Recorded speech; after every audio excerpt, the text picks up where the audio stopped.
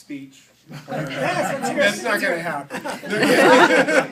It's not going to happen because, first of all, you read off that awesome list of people who, you know, it's really humbling because this really just started for me as, you know, a way not to work for somebody else. And I really need to thank, more than anybody, thank you guys, thank you for thinking of us.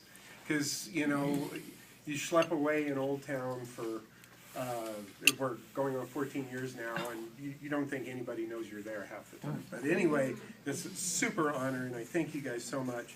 But I also really would like to thank my dad, Jim Hoffsis, who's probably the best salesman in the history of the world. I wouldn't be up here if it wasn't for him. Jim, give us a little history of the shop. I think it's fascinating. Yeah. Not in the world, just Old Town. Well, Old Town. You want me to hold that too? For folks who don't know, it's the story of Treasure House. He wants you to Well, tell the origin of Treasure House. Oh, okay. How much time do you got? 3 hours. John mentioned 14 years. That's in the book business. Yeah, this being, Our store was started in 1942 in Old Town, and if you check the records, it was not a bookstore. It was a Indian jewelry store and an antique shop.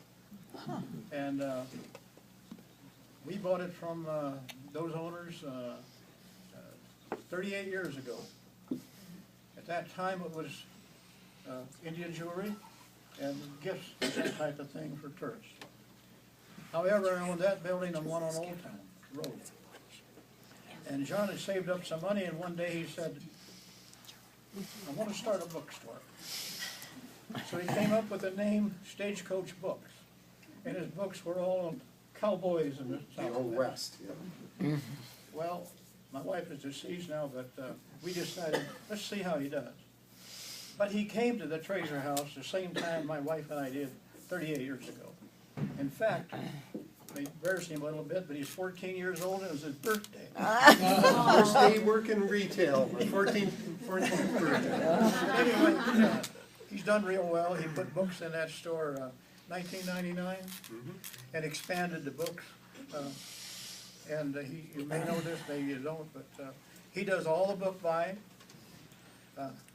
I read the books, he reads the books, and if I don't read a book, he'll tell me about it and I'll tell him. So we can tell customers what's in the book.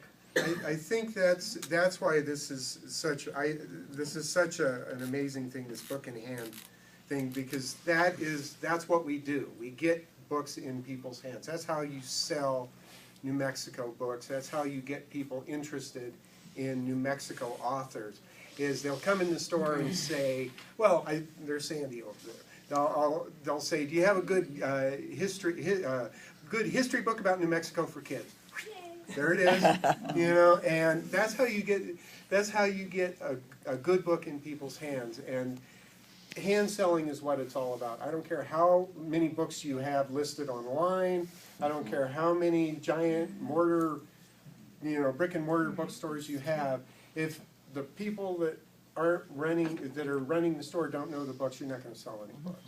And I think that's why we've been successful and why we're still in Old Town. Just as an aside, at one time, about 1995, 96, there were probably anywhere as many as 10 bookstores in Old Town. Wow. And we're the only one that is still specializing in books still in Old Town.